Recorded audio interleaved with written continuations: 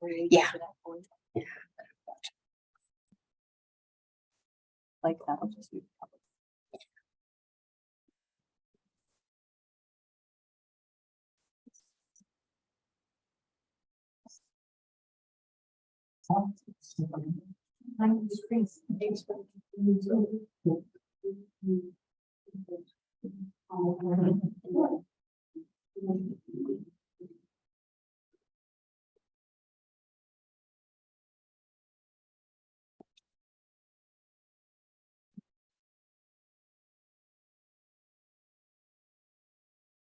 Welcome everyone to District 2's.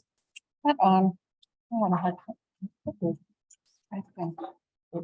It reverberates, so. Welcome everyone to District 2's July meeting. I'm Catherine Hall, your District 2 Chair. I want to acknowledge Hannah Peterson, Ashley, Mary Miller, Christina. Maybe you guys can stand up for a quick moment and just trying to acknowledge our board members that are in the audience here today. So Hannah, Ashley, Mary Miller represents Spring Creek, Christina represents Provost Southeast, and Hannah also represents Provost. I think I Yeah, just you have to say hold it closer to right my there. mouth is what the issue is. So I wanted to welcome you, and those of you who are joining us via Zoom. Today we're going to start off with Bryce Rolfe and Hannah Salzwell speaking to us on about concerning the dumpsters at Kiwanis Park and recycling and sustainability. So we welcome them.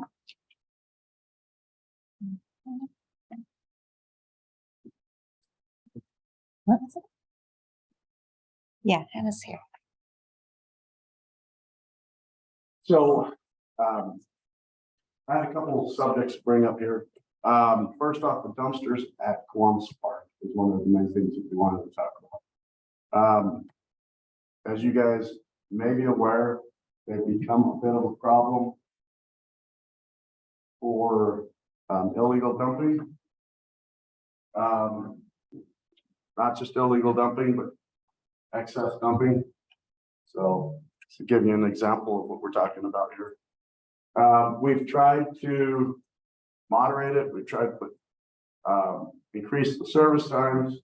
So when we originally took over, there was one roll-off bin, 16 yards that went twice a week, so 32 total yards. We increased to, so each of these these are 8-yarders. So 4 of them is 32. We added 2 more, and we would go twice a week. So we're over somewhere around 80 yards versus the 32 yards that was there before. And we're still ending up with this problem here. One of the major problems isn't the amount of service, it's what ends up getting into the bins. As you can see, a lot of the boxes aren't broken down, they're just left. That's besides the illegal stuff that's getting put in. See the pole up here. Can you go to the next slide?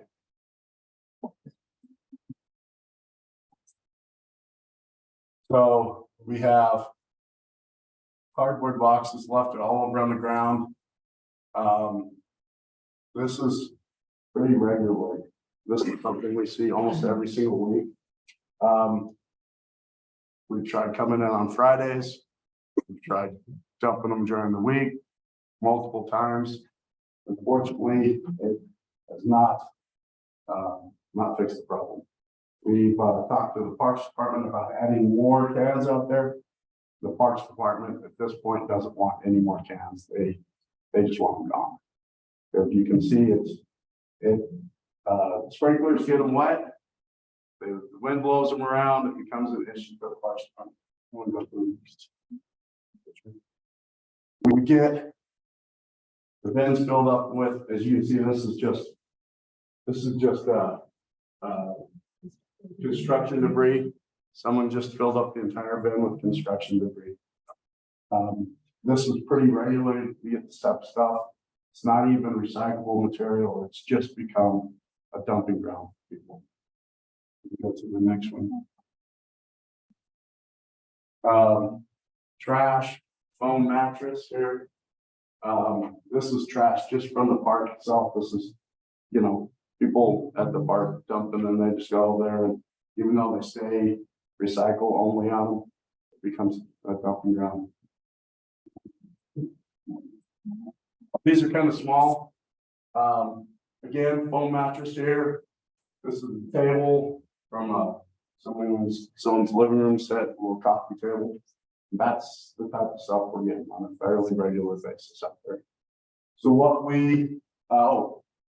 chairs, this is actually not at the Kiwanis Park, this is at our other location, but it's happening at both locations. So dining room chairs, dining room tables. What you can't see is the dining room table is actually in the bin. This one here, so. Refrigerators, freezers, TVs. If it's not monitored, if there's nobody there, then that's what happens. So right now we are looking at some other avenues of what we can do. So we wanted to reach out, let you guys know that your neighborhood, what we're looking at, what the potential is. Right now, some of the options are, we want to at least have some type of service. We're looking at the option of moving it to the compost yard and only having it available on Fridays and Saturdays, because it would then be monitored by the staff at the compost yard. People would have to come up, show a Provo address, a Provo ID with the Provo address on it. They could tell them, hey, take the cardboard, put it in that bin, take your plastic, put it in that bin. That is what we're looking at right now, with also the possibility down the road of adding the ability to dump cardboard at the transfer station for the rest of the week. That's something we have to work with the transfer station on. It's not there yet, but just wanted to give you guys a heads up of what we're kind of the direction we're looking at right now. So any questions? Anybody have any questions? I also used to live down the street. Okay. And she was wondering if you have any experience with just posting some signage. So Say, we can and can't be that kind of stuff. we have, can you go back? Oh, yeah. And some of those, I think, I don't know if this might. So we have gone out.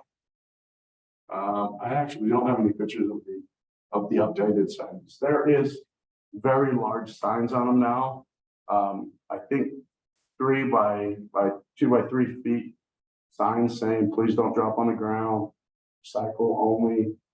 We went out about 6 months ago and put out new signage to try and deter or see if that would affect anything, and it has not. So the same pattern is what we're continuing to see as well. I'm just wondering, and maybe this is not a plan. Oh, I'm wondering if there are any cameras in the area. So we do have cameras. Can you get license plates? Can we find people who are doing this nasty?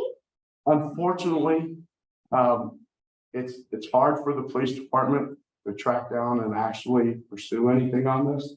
We have, on occasion, been able to not only, well, when we go out, what we will do is we will actually look at the address that's on some of these boxes. I have just yesterday, my foreman went out. One of the things that we ask is that commercial businesses don't come out and dump.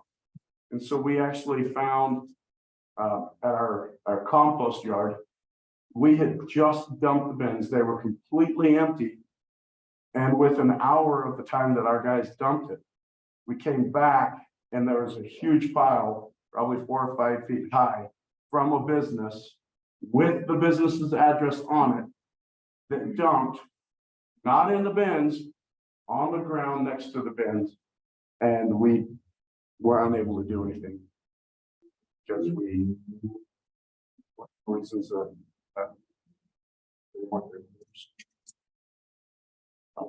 unfortunately, that's not an avenue that I can explain. it is, you know, believe me, it's frustrating to us when we do pick it up. When you look at this right here, we are the ones that go out and pick up this material. We're the ones that my drivers, myself included, will go and we'll pick this up. But before we can even get to that can, we have to pick up all of that material. Pick it all up. We'll usually find one of the cans that we can get into. We'll dump this can, we'll set it back down, and then we'll load everything into that, clean up around it, and then we go and clean up the other cans. And so my guys are sometimes at this location for an hour to 2 hours, just cleaning up the material on the ground. What about, accessing media to Um, get something across? Years ago, there was a Don't Waste Utah campaign. Right. I'm dating myself, I realize that. What about something like that? Don't waste Provo. Not exactly, but something that will make people stop and think about what they're doing, that's what they do. If we can't make them stop and think, we can't change that. But something to make them more aware. So we are pursuing some other avenues right now. So this is not gonna be a, hey, tomorrow we're shutting it off, it's done. We will continue to approach some other options, posting on Facebook and excuse me, some other media options. We are going to continue that. But we just wanted to start that conversation, letting people that know that obviously this can't continue. And if it does, the end result is going to be good.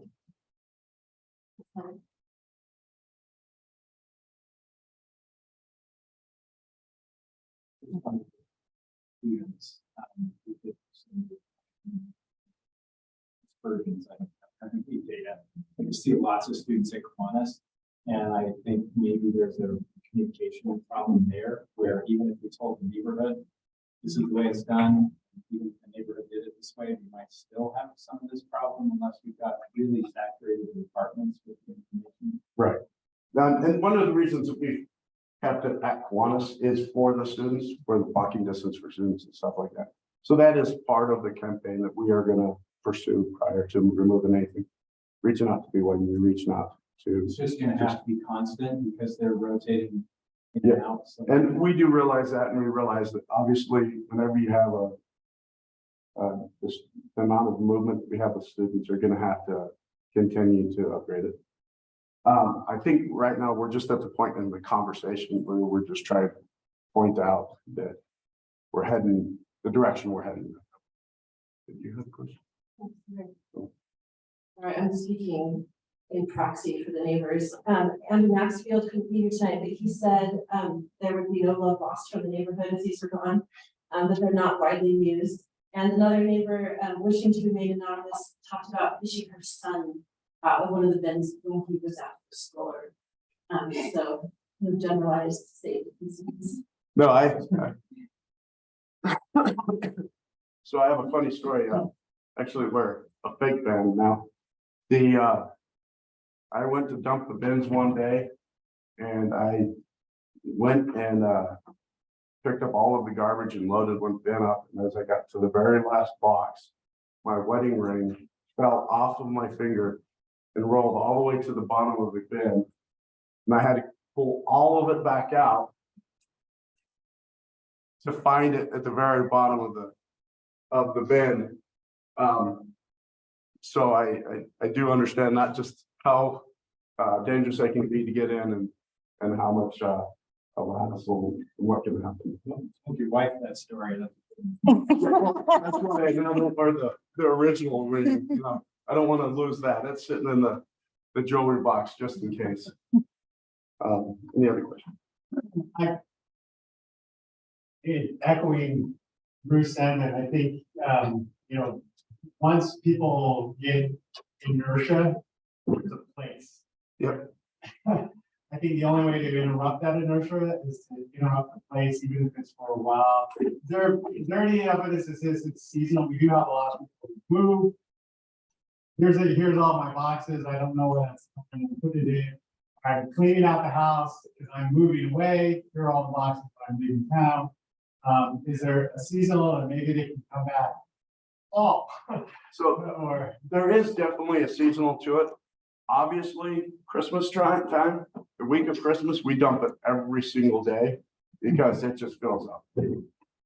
Student move in, student move out, those 2 weeks, same thing, dump it every single day, it fills up extra fast. So there is definitely a seasonal flux to that.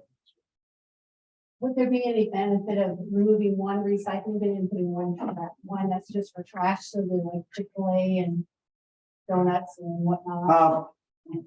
One of the problems that we have, and one of the things we realize of being at park is there is that, oh, hey, there's the trash bins, we need to go put some trash in them. That's one reason we wanted to just completely exit the park. If we have one that's trash, next to one that's recycled, the chances are they're both gonna get trash. Anyone else? Any other questions? Anybody online? Oh, that's what I'm saying.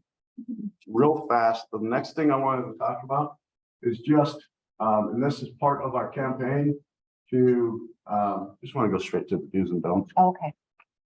We are getting essentially to recycle what is acceptable and what isn't acceptable in our recycling bins. This isn't just the bins at the parks. This is the bins at your houses. The things that we do want to see, your cardboard, mixed paper, food boxes, metal, aluminum cans, steel cans, drinking bottles, milk jugs, plastic containers, and paper bags. When we say plastic, there's only two kinds of plastic that are acceptable. Plastic number one, plastic number two.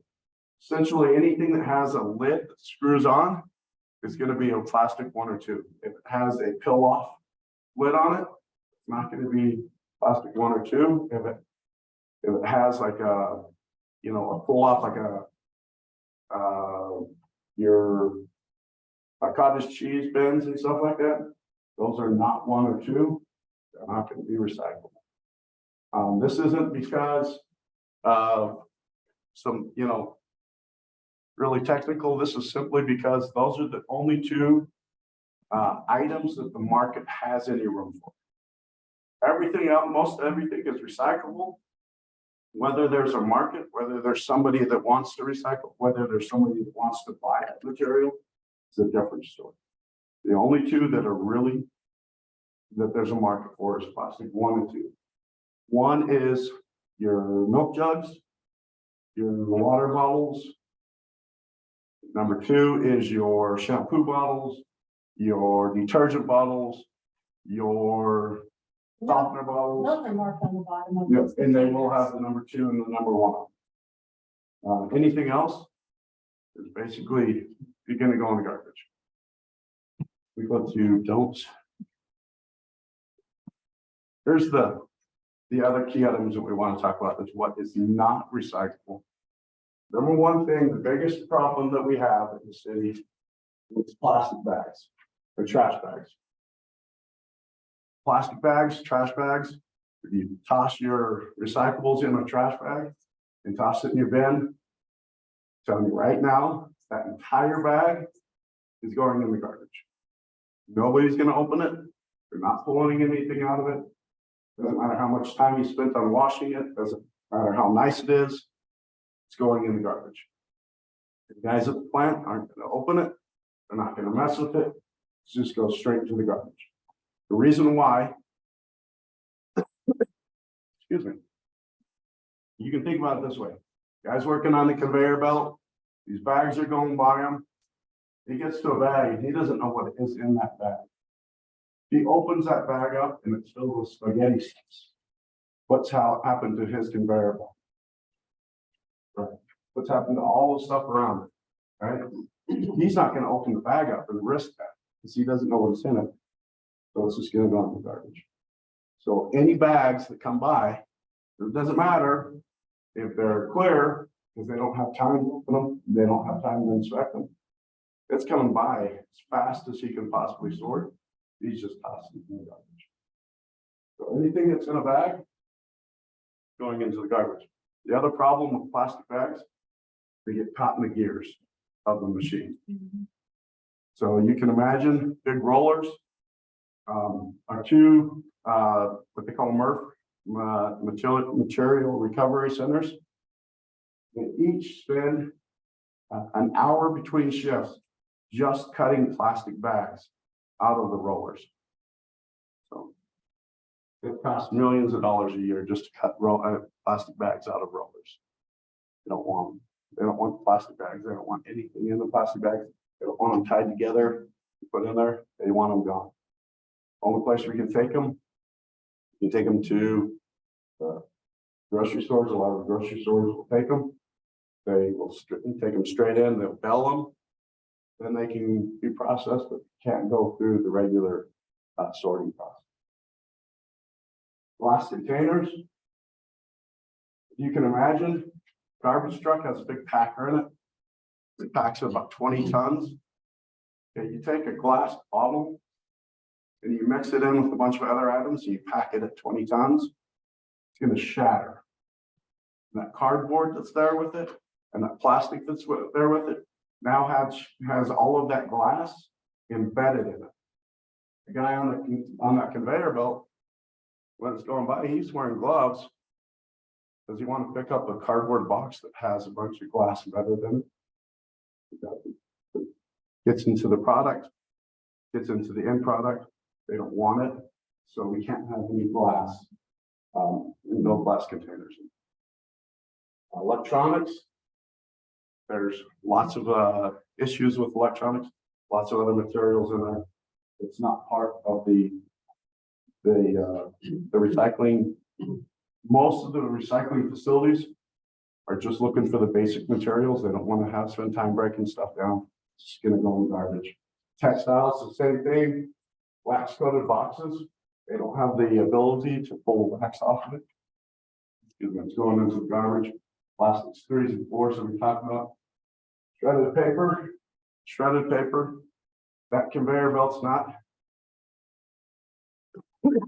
Excuse me. Is not a conventional conveyor belt. Usually a bunch of little rollers.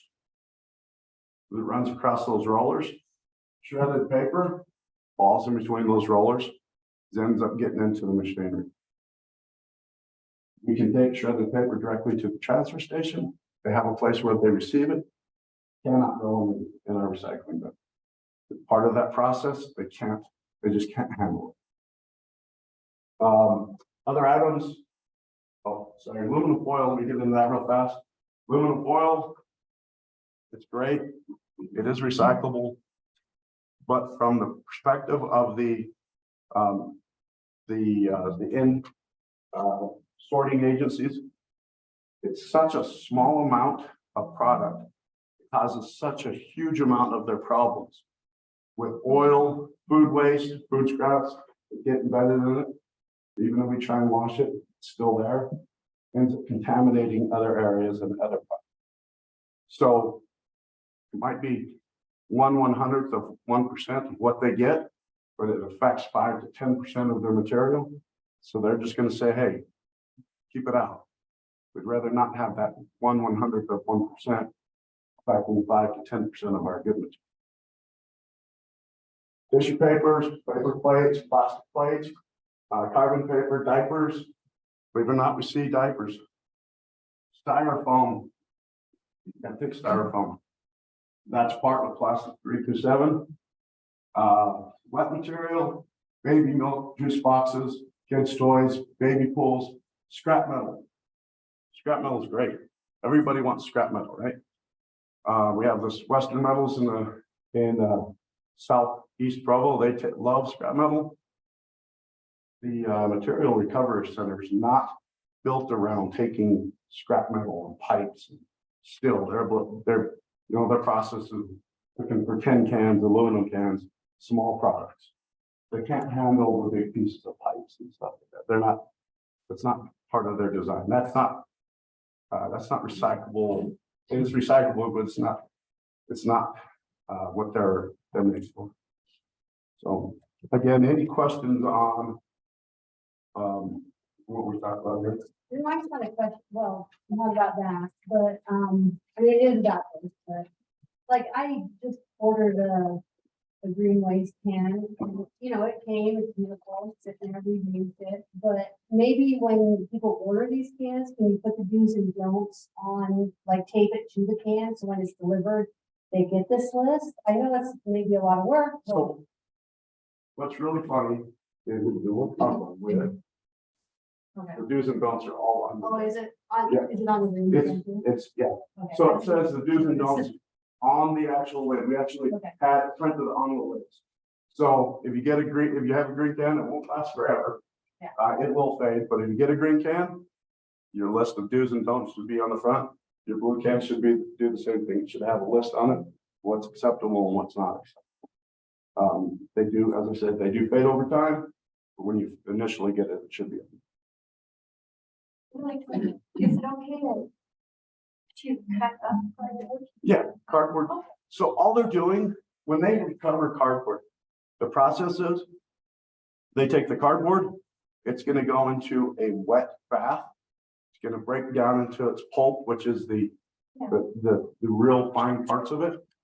And so they're actually gonna grind it up themselves or it gets into the pulp material. So if you cut it up, they don't care if it's cut up or not. They're gonna grind it up anyways. We get a lot in it. No, I break mine down all the time so that I can put one. Yeah, go ahead. So what is the smallest, paper size? So you've got shredded paper. Yeah, just if you have general, like, note cards, pieces of mail, stuff like that, that's gonna be able to fit. That's not gonna be a problem. And if you have, if you have like notepads or smaller things, your note cards or something like that. Size. Your note cards and stuff like that, that's gonna be fine. It's more of a problem when it's a huge amount of really fine material, right? And if you think of shredded paper now, it's not usually in the long strips anymore. It's usually in the confetti style, because they do the cross cuts on them now. So you're really talking a lot of fine material. Well, because my wife is a school teacher and she used to cut out lots of stuff and there would be all these little scraps. Yeah, that, And I was thinking, well, I don't want that. yeah, no, I think you're still fine. And, on the bevel then, is there, you only want cans or? So, yeah, so Smaller piece of metal and. it all really depends on what it is. They're not set up for your pipes. Stuff like that. They have on the line. Can you go to the bill that we have?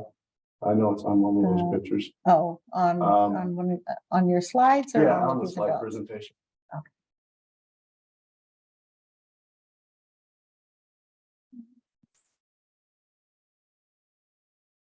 And I'll try and finish this off real fast. So this is a bill that was sent to us, or sent to the district for the last loads that came in. If you notice, OCC is your cardboard, mixed paper, natural. This is your plastic 2, natural colored and colored. This is plastic number 1, still in tin cans, aluminum, other plastic residual. So this still here is not just your still cans, it's whatever still was in there, but they're not really capable of getting into big blocks of steel and stuff like that. We have people that try to put engine blocks in. Think of the guy on the conveyor belt.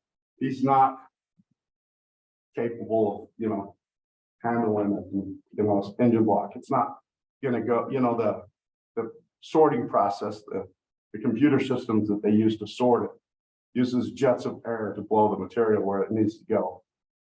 That jet of air is not working on an engine block, right? So tin cans, aluminum cans, something that can get pushed with the jet of air is what they're looking for sure. They're not, it goes around, it goes through an optical sort before they look at it with that. so they would rather have it sorted that way than have the guy reaching that stuff. So we wanted to be sorted by the computer if possible. We gotta get moving on this. Got it. Any questions? Any other questions? So our camera, the last couple times recently, has not been totally empty on the side. And my son is observing that they're basically coming back down when it's still So empty. the truck itself, actually, the driver doesn't actually pull it back. So The truck does it itself. And so he'll hold it and it will go up and dump and then come back on its own. So if there's a timer on how long it's supposed to be dumping, if there is material that's stuck in it, maybe there was something else in the hopper already that's stuck when he went to dump it. If you call 311, they'll come out and redump that for free. The way we usually end up being his word, timing our neighborhood, it basically it's the next week, so it's like 2 weeks away from when you're gonna go.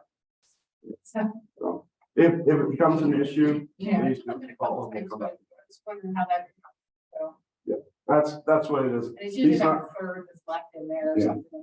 he's not going to move it down. There's an actual timer on So if the, it's, on the if arm. it starts happening a lot, does it just the timer or something?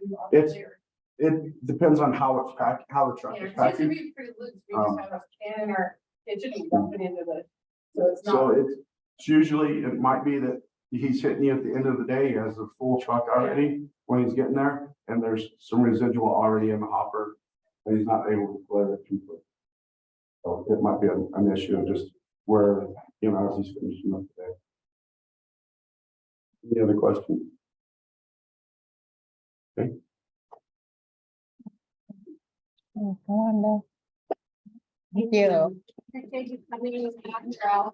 We know that you have to take off, work additional hours to be here tonight. We really appreciate that. And that's really good information, because I have been guilty of putting shredded paper in my recycling can. I will no longer do that though. So I really appreciate that. Our next items are planning items, and we're gonna first hear from Erin Ardmore. Do we want to do really quick the sustainability? Sorry, there was another item on there. If we want to do just real quick. Yeah, that's fine. Yes.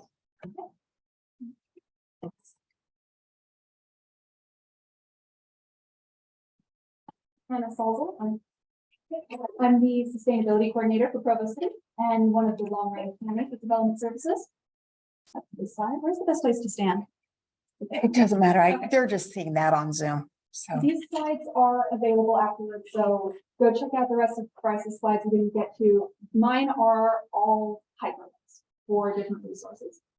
It doesn't really do a lot of good to tell you about a couple of specific initiatives in Provo, because we're constantly putting out new materials. Our philosophy around sustainability, kind of like Bryce was getting at, is to educate and empower residents. You guys are the ones making decisions on the ground. We're going to just try to help you do them the best that we can. So we're constantly putting out new things. The best place to stay on top of everything coming out is the sustainability website. It's a work in progress. Right now, we're working on making sure that it's connected not only to all of the city resources, so we'll have links for you to check out recycling, green waste, water-wise programs and rebates, but also what our community partners are doing. Preserving Provo is a monthly newsletter. We've got a different topic of sustainability every month. We just did a great water newsletter. Recycling is coming up in a couple months. You can check out the backlog and sign up for future newsletters. 1,000 trees. This is what I really wanted to talk about with you guys tonight, because it's something where the neighborhoods can really get involved. Provo has an initiative to plant 1,000 trees. We are at about 400 right now, just shy, since we kicked off last year, which is great. And you guys in your districts and neighborhoods can organize tree plantings. We will provide the trees picked out by our urban forester for your area. We'll just need your help actually getting them in the ground. So coordinate if you want this, find a good spot to put a couple of trees, start putting out feelers on volunteers, pick a couple of dates, reach out to me, and also reach out to Rachel, because this program is eligible for the council's matching grants. So we can use some of that. We try not to plant too much in the parks because our parks team is pretty on top of it. But if you see a gap in a park and want it there, let me know. I'll see if that's where Parks wants it. We've also planted plenty in park strips for people's homes. So if you're interested in that for your home, talk to your district, see if you can work something out with a couple of other people in the area. We can split into multiple groups. One thing to know about this is we want to make sure that these trees survive. So we're not really doing plantings right now. It's too hot with the heat wave we've got going. But later summer, early fall, we'll definitely be hitting these again. That just means you have time to prepare. To help the trees survive too, we're also planting trees that are about 3 or 4 caliper of inches in diameter, which means we have to dig a pretty big hole. In past plantings, it's taken about 3 to 5 people about 2 or 3 hours to plant each tree. So keep that in mind. A reasonable number for a tree planting is not like, let's get 100 trees in our neighborhood. That would take your whole neighborhood all day. But do find a couple of locations, a couple of dates. I'd be happy to talk about it. Loop Rachel and get more funding and more trees too.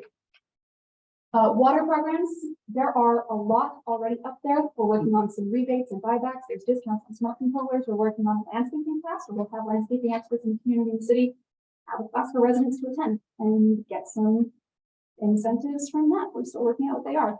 Check out this website. We're going to be putting new materials up there as we get them. We'll go to the next one. This is just more on the 1,000 trees. This QR code will take you to my email. The other QR code for 1,000 trees will take you to the website. The one I really want to highlight is the Conservation Resiliency Plan. It's the first environmentally targeted plan in Utah County. It was just heard by the Planning Commission last night. It's coming to council for a study session this Tuesday. And then on August 1st is when there's going to be the first public hearing for it. So if you're interested, take a look, see what it says, share your thoughts with your counselor here, as well as the citywide counselors, come to the public hearing. I'd love to make sure that this is representative of what residents want. If you have any questions, I would love to talk about it. I would love to hear any of your concerns. My email again is linked in the slide notes. I'm Hannah Salzel. You can call 311 and ask the sustainability coordinator. I'd love to hear from you. Thank you.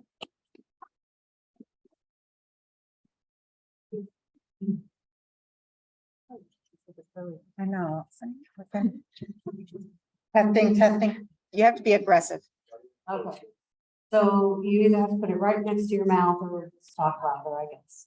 So really appreciate that. Very good information. I think we've talked about the 1,000 Trees initiative in the past, and that I think is something that the district's interested in pursuing more of. So hopefully you'll hear from some of us soon. Aaron Moore is going to speak with us about item A on the planning items, and that Craig Collette requests a final subdivision approval for a 9-lot residential subdivision at 1600 East and 820 North. This is something that the Wasatch neighborhood has been very interested in, so we'll turn the time over to him. Yeah, thank you. So for those that aren't aware of this subdivision is just across the street from the Wasatch Elementary being built. It's administrative review and approval. It's been going through that administrative review for a little while now. They were in preliminary subdivision. Now they're in the final subdivision application. So they're getting closer. They're still trying to work through some details, some technical requirements from a few different divisions. It's currently under review by staff. But once they pass all those staff comments, once they satisfy all the staff comments, they'll be able to plow this subdivision up in your neighborhood. But are there any questions? That's really all I have on this.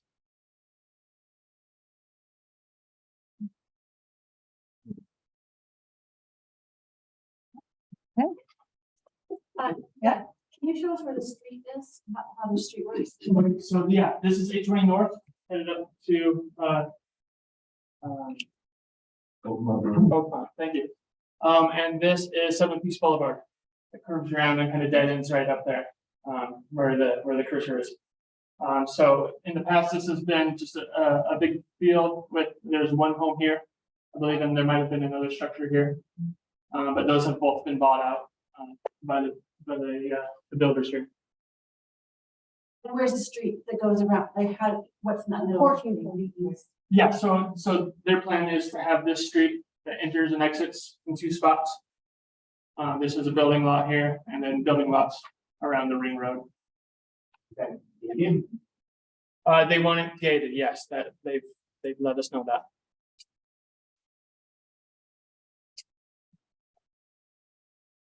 I'm sorry. Monopolize. At one point, there were, I know the city was asking for sustainability in this area, some walking paths and other things that would make traffic, or at least pedestrian traffic, be able to go from Seven Peaks to the city. Can you, or to the school? Can you talk about? Yep, still working through that, especially because there's an elementary school right there. That's a really important comment from staff for them to address. They're still working on the best avenue for that to get pedestrians through this area. There's access through here. There's access through here, but we're gonna make sure that they provide one other access. Right now, it's slated for the north end of the subdivision to go up through the future Seven Peaks Boulevard. And those are public access. Yes, those will be easements for petrol access easements. We have a question online. Dane Thorley, did you want to unmute yourself and ask your question? Hi, thanks. So I wasn't able to see the access point. So we have an image up on our screen, but can you sort of just describe where these access points would be? We can't see where you're pointing. The cursor is on the first access right there, and then right here's the other one. Oh, Yeah. these are just access points to the neighborhood. I understand. Yeah. Okay. And then just as a point of clarification, just if I have a comment as opposed to a question, I just wait until the public comment period, right? Is it about this development or something else? Yes, it's about the development. Okay, well, go ahead and ask it now. Well, it's not a question, it's just a comment. Okay, yeah, that's fine. Is that all right?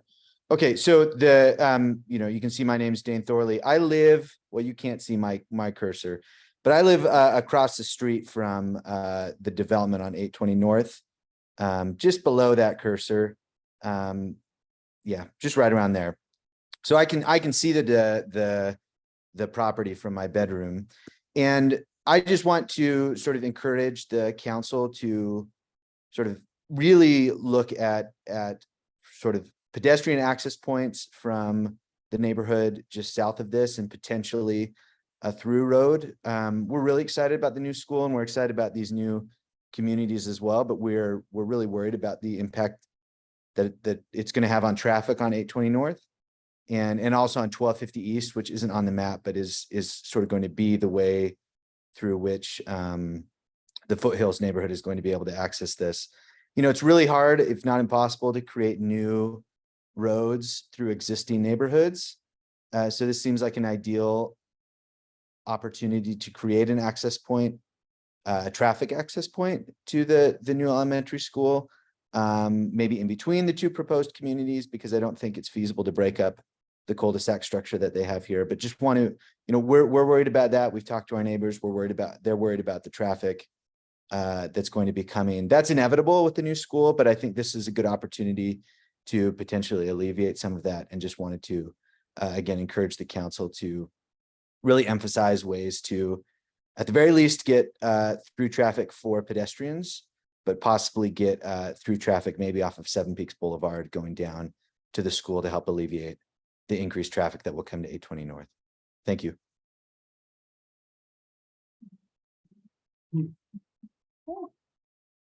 Got it on that one? Were there any other questions? Since then. All right, then we'll move on to item B, which then we'll hear from Sam Hunt on behalf of Provo School District. Thank you. So just giving a brief overview of Wasatch Elementary. A lot of you may be familiar. There's some images of this on the school district website as well. I wanted to give a few images of kind of the initial design process too, just give some background, might be useful. Do you want to go? Yeah, you can just go to the next. Okay. So this is the site. We were just discussing the new development that's just south of this. This is Locust Lane property across from that church. So some of the challenging points of this site for school is that there's 140 feet elevation difference from the southwest corner to the northeast.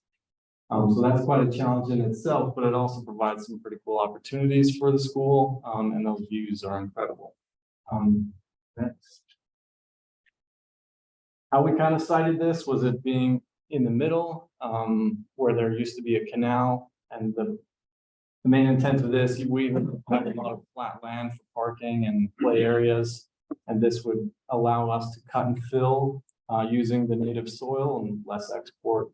It also allowed some better circulation of the site, which is the next slide.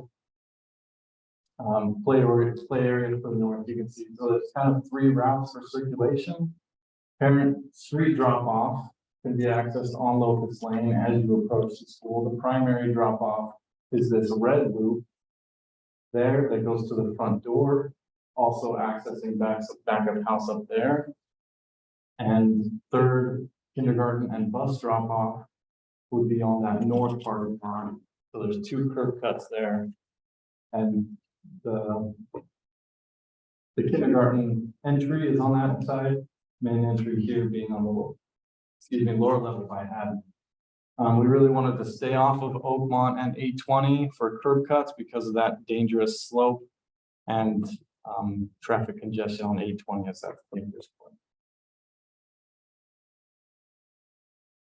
Kind of positioning the school, the blue areas here are the classroom wings. Those are really important. We decided on the north to south orientation to highlight the views, but also get the best daylight. So you don't get the harsh east from the shade of the mountain. You don't get the harsh south and the heat from that. So you get better daylight for those classrooms and those classroom wings, and then keeping, admin, media center, multi-purpose, and auxiliary classrooms kind of centralized for circulation inside. Then as Massey developed, we were able to utilize half of the building for retaining as well. We have a lot of retaining on that site, so being able to double up that functionality was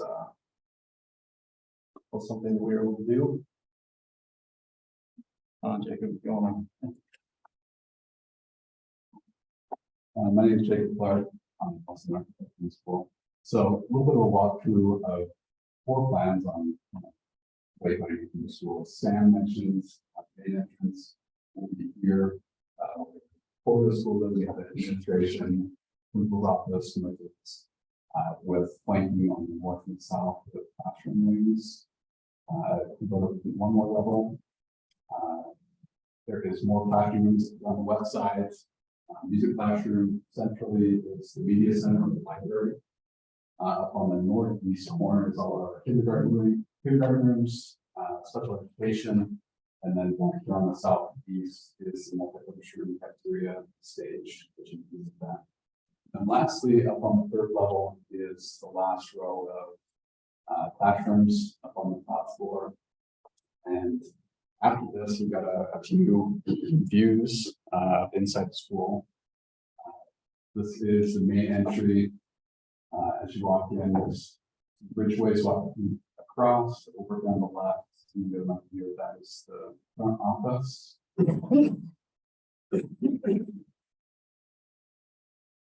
Okay. Here's a view of the media center. Here's a view of the typical classroom and the multi-purpose room. And then hopefully this works. We've got a drone flyover of current conditions of the site. I don't think I had that set up, sorry. Okay. Let me see. You do anything? No. Sorry. So this is a still drone video flying. So as you see, here's Locust Lane. This is looking south. So this is currently they're doing the footings and foundations for the very first level of the classroom wing. So very exciting. I'm sure if you've driven by the site, you've seen the retaining walls. So there's quite a few. He's looking at the southern end, and then the rest of the site, playgrounds, the field and stuff is more on the north end. So, any questions, comments?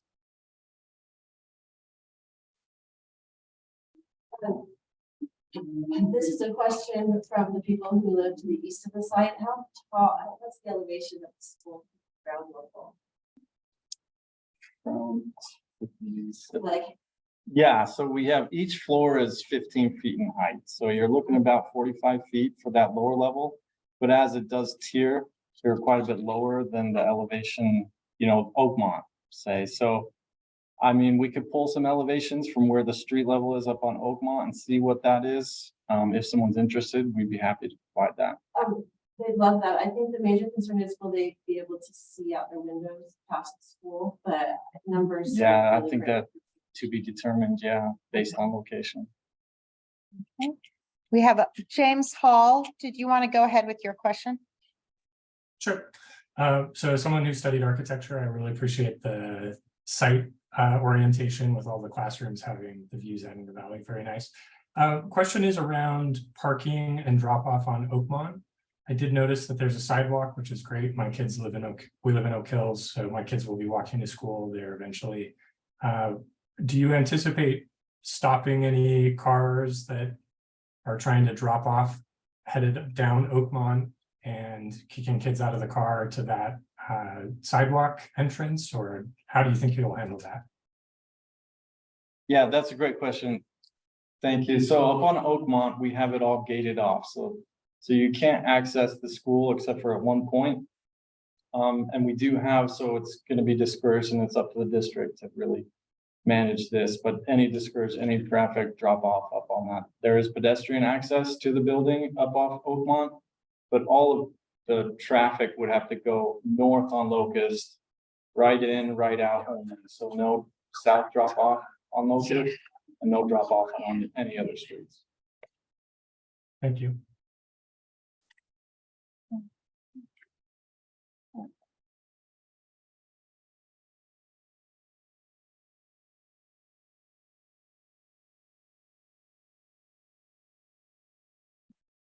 Do you have any plans for how to keep kids from climbing the walls?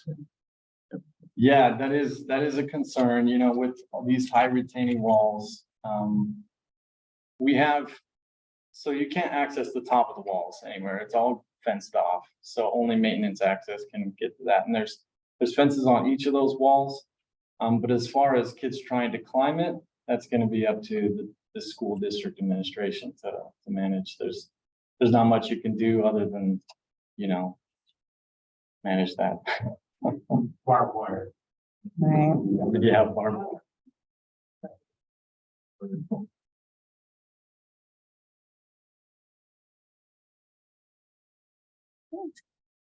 I'm sorry, one more question. Can you show us where the pedestrian access is from the Oakmont area? You Yeah. mentioned it. So it's the sidewalk. That sidewalk right there. So from that point all the way up to the corner, there's no access.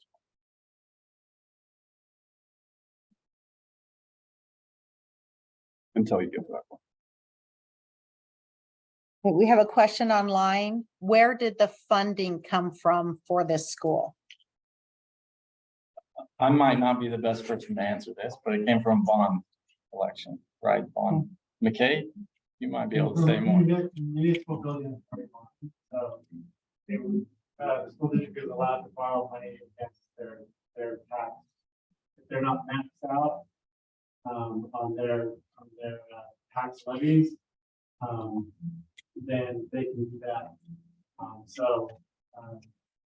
And that's we voted on the same funding for this and the new lake building within.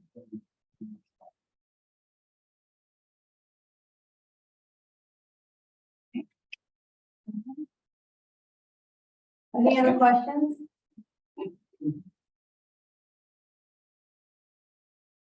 We appreciate you. Thank you. again taking time out of your meeting to come and explain that a little bit more to us. I do know, if my understanding is correct, and Sam, correct me if I'm wrong, but the state schools, like the design is from the state. They kind of, how do I want to say this? Because there was some concerns about the retaining walls from some of the neighbors being so high.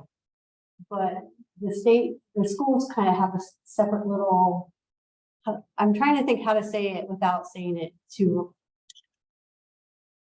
They don't need Provo City necessarily, the design of it, they don't necessarily need Provo City approval, is that right? Yeah, the approvals kind of act separately, kind of Yeah. independent for schools rather than the city.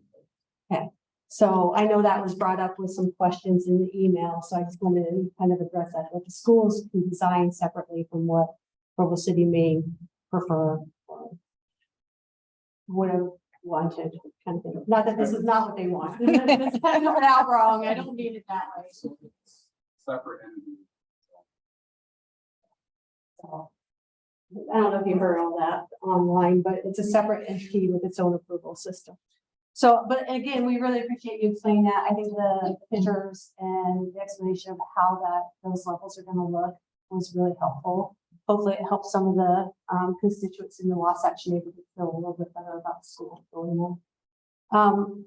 Is Sierra Moore here? Oh, Sierra is going to speak with us about an approval for a 3-story office building.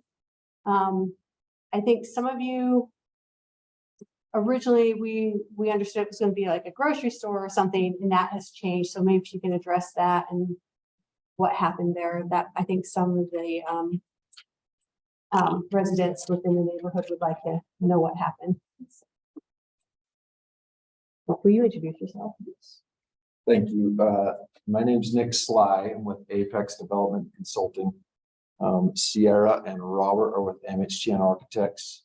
They're the architects for this project. So just to kind of quick give you an outline, this is the site. Those probably are from all familiar with the address is about 1250 to 1300 South State Street. The old drive-in movie theater, probably how a lot of people remember it. And it's about 10 acres right there. And our design currently is to have the new 3-story Class A office space right here on the south corner. And we did that in relation to the stoplight that's currently there, trying to position it the best for in and out for traffic and not cause more problems on State Street. So just kind of give you just a rundown of why we positioned it and why we did what we did. And then we'll get into some of the building. I'll let MHTN speak mostly to that. But to speak to grocery store and potential that were thought to go there, it's been a desire for the city for a long time. It's also been a desire for the development group to try to attract there. So the city's approached several chains to try to get them to see if they would be interested. They talked about how many doors they had. We as a group also approached many chains and asked if their thoughts, their desires to come to this area. Nobody expressed any desire to be there. And so in ideas that continue to evolve, this is zoned as SC2, which allows for a Class A office space there. We feel like it's a very attractive piece for its that end of town. It will really kind of lift that end of State Street. So we're really excited about the opportunity of this being there. We think it's going to be beautiful. I think MHTN did a phenomenal job putting some of our desires together, and I'll let them speak mostly to that unless there's any questions as it relates to the grocery store. No, it came up in a previous meeting, but I think you addressed that. Okay. I'll let Sierra take it.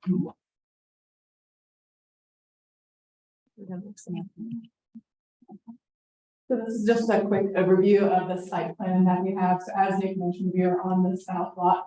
Top is facing eastward. This is the building they're proposing, and you can tell it's kind of got a bit of a funky shape to it. Part of our thought was to maximize the views to the east, so rather than doing, a wider building, we decided to elongate it, make it skinny. So that on the east side, as you'll see in some of the renderings later, there's a lot more windows and views out to the mountains there. But just a quick walkthrough of this site. We've got existing curb cut here for the entry, as we drop off any visitors coming to the building. But your primary employee parking will be in the back.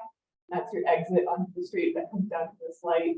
Then we are also providing some covered parking in that area as well. And here's a couple of quick axons of the building. As you can see on this east side, you have all these windows in the back. We've created this courtyard area, so for employees to come, nice amenity space, potential for volleyball out there, courtyard space. It's a really nice environment for them. You can see it again in this rendering down here. Where's State Street? State Street is along here.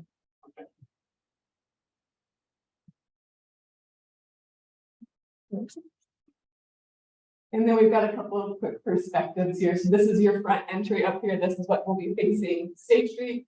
There's some sample logos up there for potential future tenant. Then for materials, we are thinking of a metal cladding, something non-reflective, so it's not impacting drivers or walkers in the area as well. And then again, more of that glass on that east end.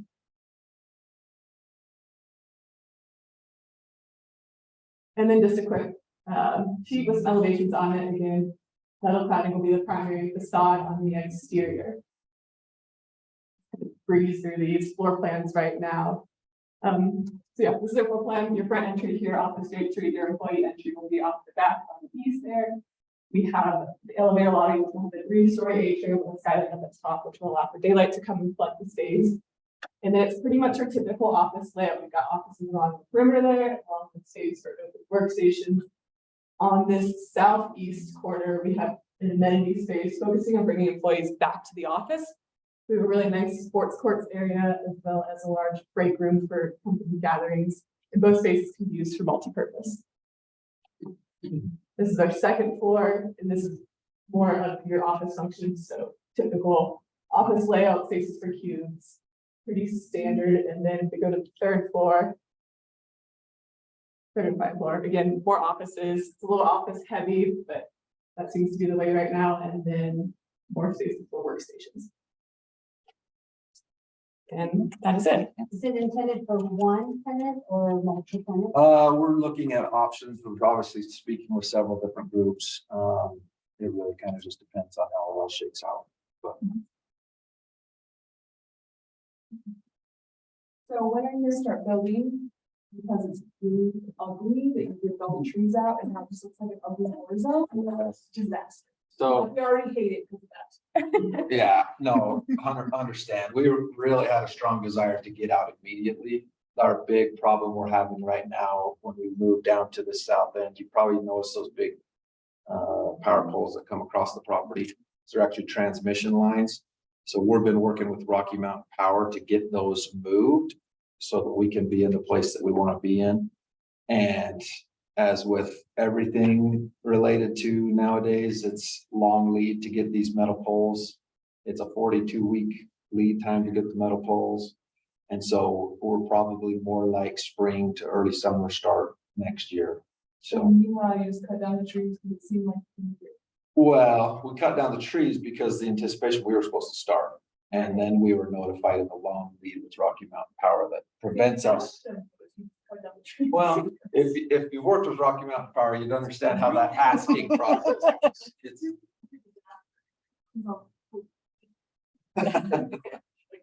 Understood. Yeah, no, trust me, we wish we could have foreseen that kind of delay from them.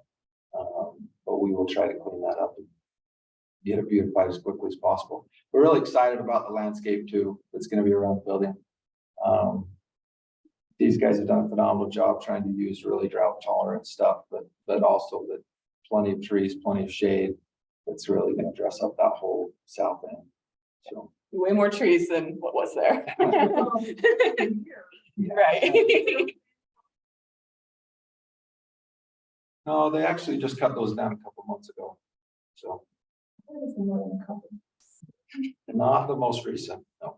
Well, but there's a ton. There's a ton. Just the one, anyway. Just so in here, I'll be like, don't worry, guys, in here. She represents that neighborhood. And so I'll tell them, don't worry, there'll be a very large country lot with big trees. Lots of trees. I mean, did we actually show? Landscaping. Yeah. Good it's call. the elements. We know how to landscape. Okay. I mean, it's got, There'll be a tree in each one of these diamonds here, 2 trees. news islands as well, and then surrounding the building. And that's just for Provo city standards. It's like well, at the 7-Eleven, we have a lot of people going, I assume a lot are gonna come down State Street and then going in, so that left-hand turn into that parking lot. I assume, you know, if their company, they're all gonna be there going in at the same time, and so it's start to maybe have a backup issue. And sorry, so on the parking lot, we're Yeah, talking about this just, so when you're gonna come off State Street and you turn up the light, you mean, right hand turn the light, and then you're gonna enter. But if everybody is, you know, this is like one company, Mhm. everybody, you know, 8 o'clock in the morning, you're gonna have a whole slew of left-hand turns, and you're also got, you know, the neighbors, and that's about from the same time, you got the neighborhood, you know, the school buses coming down there, and so just like at 7-Eleven, we have a lot of people come through the light and turn, and you can turn to back up an issue. sure, valid, So valid. that. That's something that we'll definitely want to start working through the city. We're really just have just submitted with the city. So we're getting into the whole process of working through any of those issues. So, you know, and obviously still working out who the tenant would be. So I can't necessarily speak to like their volumes and their times and when they'd be there yet. I don't know how many years ago was it when we were in the southeast area? And so, was there.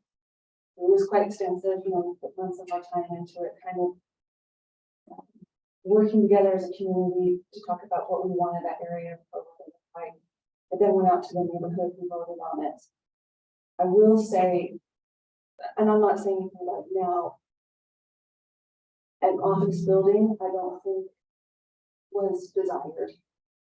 And I think that it would be fair to say that if this were presented at this time, I don't know that a lot of people would have supported it. Things might change now. I'm just giving honest feedback from having been there.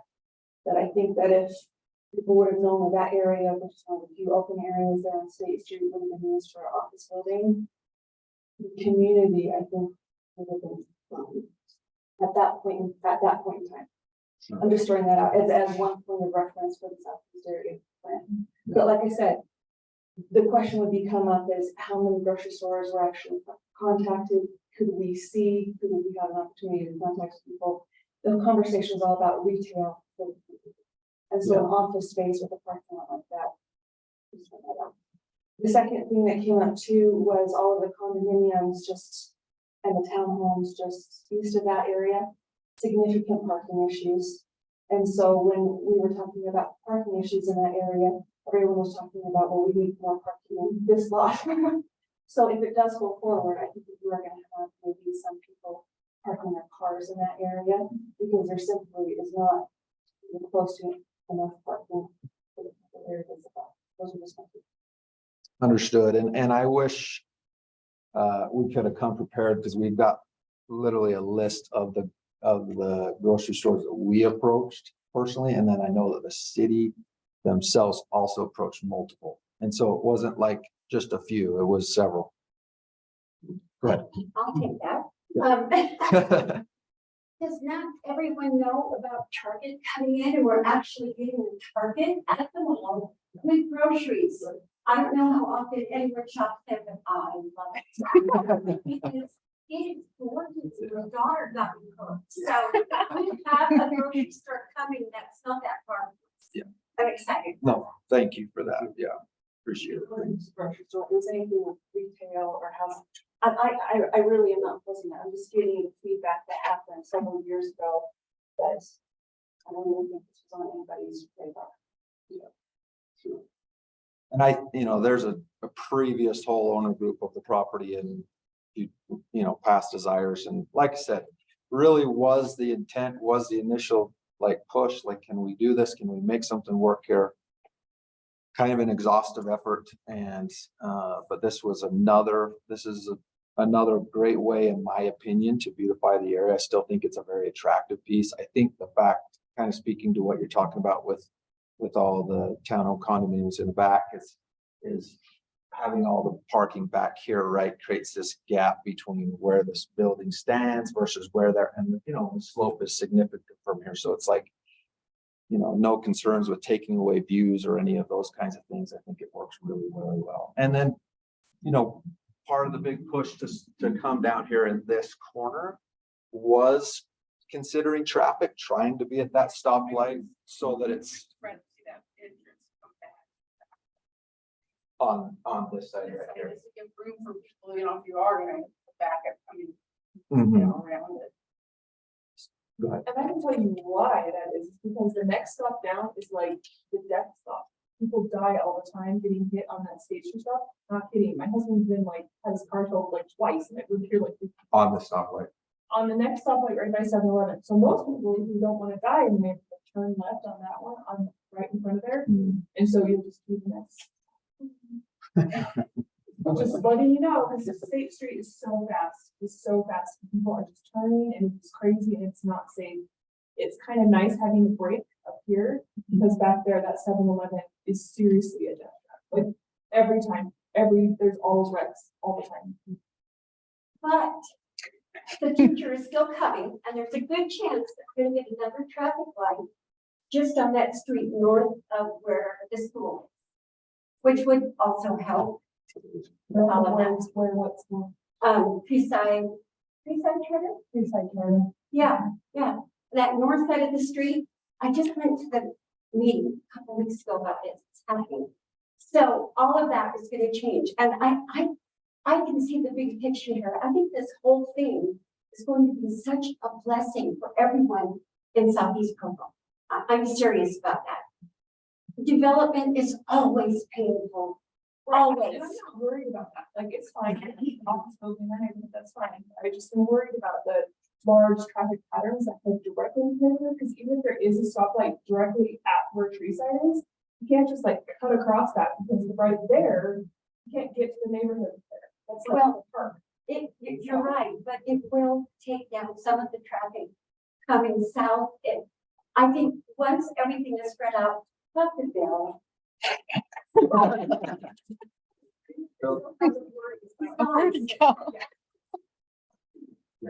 Would this, does this cover the entire vacant lot then, or what's No. that area north of? No, that? that's 5 acres. That's still a piece that can be unplanted. It's unplanted at this point.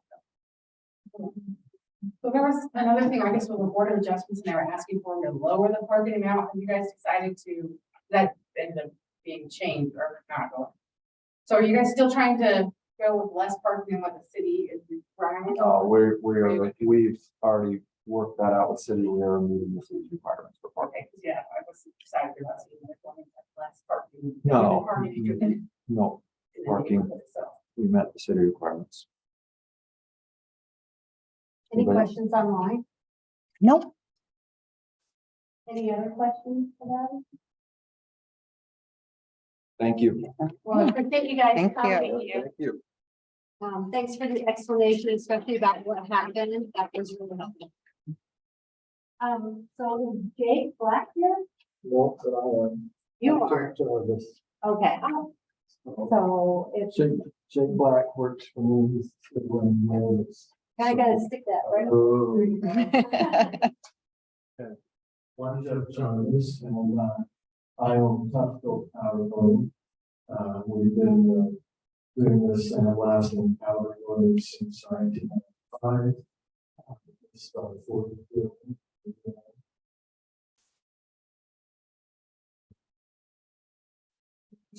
we fix up this corner to the industrial line. Side plan is not good. I don't know what slides you have, so if you guys have any questions as we go along, this will be that'll be a finished product, full some metal building with the 20 by 50 office pop out. I would be stuck over. We'll show some nice colors, so it should be hard to design it and make it all work. It's probably small, but we've got it situated to where it would be better than the ones we've had in the past. It should work out really well for us. We actually have 4 employees total.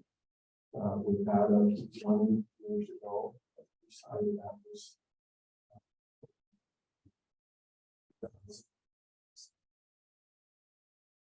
going strong, and we're excited to be in this place.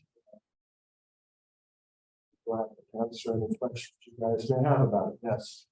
When the zoning and everything is in place, Right. and that's good. Is this basically a very clean operation here? Oh, it is. I mean, it can be dirty. Depends on who does it and what kind of, infrastructure they put into it. But this will be clean. Everything will be contained inside. So you're not going to be releasing particulates or anything of that nature? No, it'll all be caught in dust collectors instead of all inside the building. Shouldn't be a whole lot of noise or anything. We have probably really only 5-6 customers at the most a day that would pull in. They'll pull inside the building and we'll unload their trailer, whatever they have. And then on the other side is where we put the finished work. And so when they come to pick up, they'll pull in the other side and we'll load their trailer. But not a lot of traffic either. Like I say, we've got only a few cars. 2 right now is all that's in the other building. So, but we've got the required parking spaces, and so I guess we're set. I think. Any other questions? Okay, I'm just trying to think about all these roads. What other buildings are near this? Yeah, it's right next to NCC labeling. The Champion Safe is up on the corner, so So then it's it's like that's the that one new that felt like. traffic light. Yeah. Just go back it's on the corner. Yeah, it's a really good location for us. Okay, thank you. Thank you for coming. We appreciate you coming tonight. Thank you.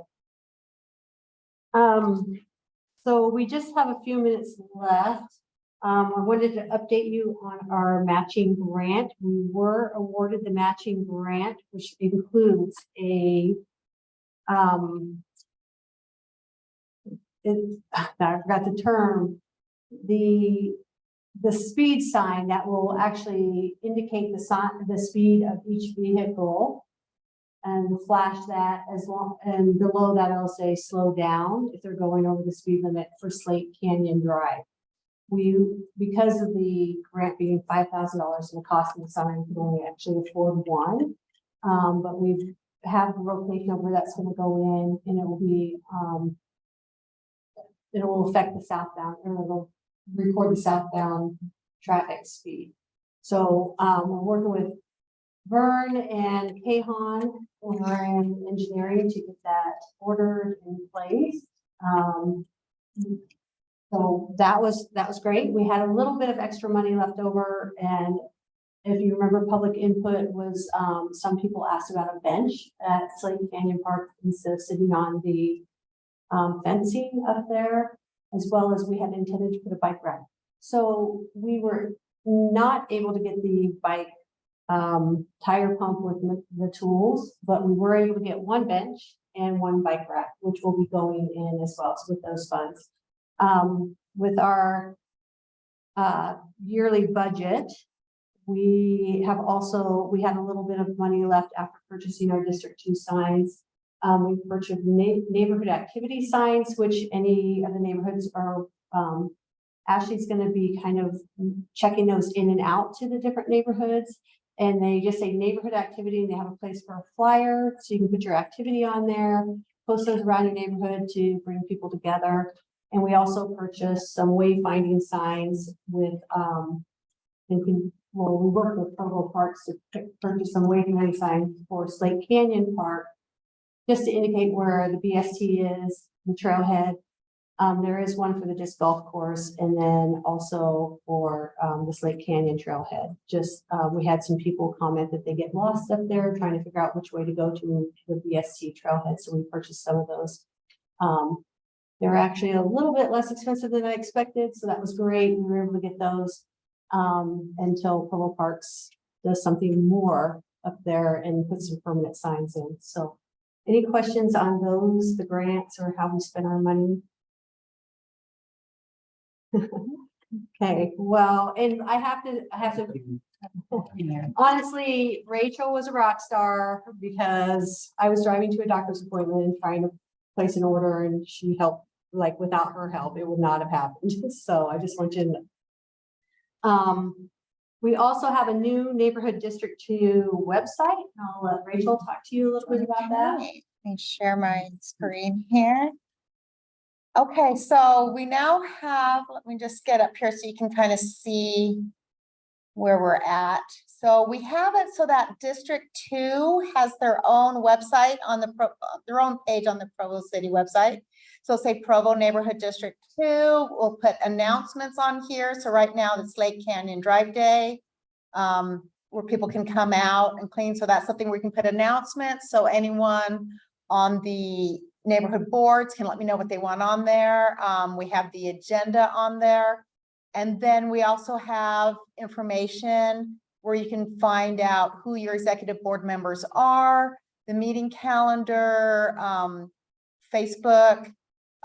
This is kind of fun, the matching grant progress. So if you want to see where we're at, what it is we're doing, where it's at. And so right now it has been awarded, the project has not been completed, and the matching funds have not been allocated yet. And when we get pictures, when it's done, we'll put those on there so you can kind of keep track of what's going on there. We have on here where you can see what development projects are going on in your neighborhood. We have lots of links. So we have this spreadsheet here where you can search by your neighborhood. Oh, there it goes. So let's say you're in the Foothills neighborhood. You want to know what's going on. You just kind of click on that. Give it a minute. It'll kind of let you know, like that's the one we just heard from tonight, and kind of some other things going on. So that's kind of, so if you ever have a question about what's being developed, we also have links to Public Works. If you need to see street construction or anything, we've got a map on there you can click on. It'll tell you also who your officer is for the community-oriented policing, and a link to the crime map. And then the last thing is subscribing to emails from the District 2 chair. And so we're hoping we're trying to put everything in one spot so you have one page to go to find all your information about District 2. So that's it. Yes. I don't want to write one. I'm kind of getting used to it. Entitled to know who our zoning officer is, and can that be posted? Oh, that's a good idea. They're working on. We can know who the, yeah, there should be Yater. So, but that's a good idea. I'll add one of these little things for zoning. I'm not sure. I will ask zoning about their report. Yeah, we don't need to know who made the report. We don't get Just that if it's information. being either. worked on, you know. But it's great. We get it just to say these are the projects. Yeah. Reported in the current state. But it's citywide, but they could probably. Okay. No, I like that. That's a great idea. We'll add zoning to that, have the zoning map, have the contact information to your zoning officer, and we'll see if that report is public. So, we're really grateful. You've done a lot of work on this, and we really appreciate it. I love that it's all in one location. It's easy for me to, when somebody emails me and asks questions, I can kind of refer them to the website now. If you haven't reposted the link on your neighborhood pages, please do, to let people know that it's there. Will you scroll up this a little bit to Slate Canyon Days? Yes. Christina, we just have like a quick minute. You want to talk about Slate Canyon Days because that's on the 15th. So this very Saturday is the day for residents to come out on Slate Canyon Drive. And we're inviting people to help us prune bushes in the sight lines for backing out of driveways. And if your property is at an intersection, and I saw people working on the signage that was adjacent to their properties, if you can't meet us and sign in, we do need volunteer hours recorded for the matching grant. So if you can't come to 1042 South Slate Canyon Drive at 9 a.m. on Saturday, you'll see there's a Google form link where you can post a picture of what you've done, the date and time that you worked on that project, and we can count those hours towards the max grant. So thank you, everybody in the May meeting. Slate Canyon Drive safety was the highest priority of people's concerns. So here's our chance to address. Thank you, Christina. And again, as Christina said, that matching grant that we were awarded, we have to have some volunteer hours as part of that. So this is a great way to participate. Hopefully we'll see you out there. And again, like Christina said, if you are already doing something on Slate Canyon Drive and you can't come that day, please click the link. And we'll try and repost this in the neighborhood pages. I know I did for my neighborhood, but hopefully the other board members will repost it in their neighborhood pages as well, so that people are aware that. So that's a great option. Yeah, and it has been shared with BYU's Community Cleanup Committee. So we're hoping to get some students there. So. And that's thanks to Rachel. So, yeah, so we're trying to get the students involved in our service projects. So let us know when you're having them so we can have them come out. And we do have quite a few students who live in our district. So it's a great way to get the young adults involved in our district. So we really appreciate you thinking of that, Rachel. It's a great idea. Okay, so we're gonna open up for public comments. You have something, you want to raise your hand, or if there's somebody online that wants to address. And I just want to do shout out to Hannah Rigby in the back. It was actually her idea to connect with BYU and got us connected with the community cleanup. That's great. Thank you, Hannah. Really appreciate it. Anyone have any comments online? I just have this one little thing, the weather. It's supposed to be super hot this weekend. And if there was any way we could change the time to like 6 a.m.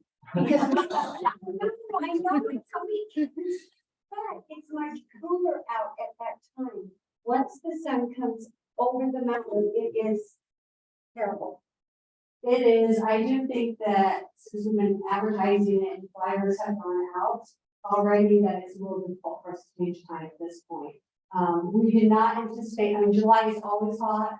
We do happen to have a weather watch right now, a heat watch. That was unexpected. We can't always plan for every, I didn't think of the word now. Anyway, for every contingency, but the flyers have gone out. That's true. There you go. So you did hear that. If you want to work earlier in the day, take a photo. You need your name, email address, and the hours that you will work. So you can do that and submit it. That's a great option. Thanks, Christina. Can we have some comments online? Dane Thorley says, thanks for all you do and thanks for making this meeting available on Zoom. James Hall says, just want to say thanks for all the diligent work to make our community better. Well, it takes a community to make our neighborhoods better, and I think that's why we have this. We've got some great people involved, and we appreciate all of you. And did you have something? I never considered it. We don't send any of the.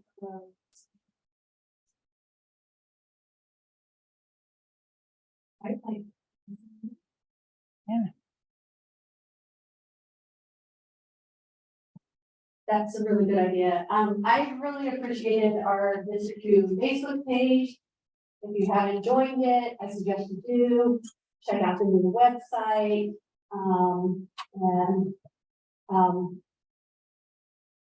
Hopefully we'll see you Saturday on the 15th.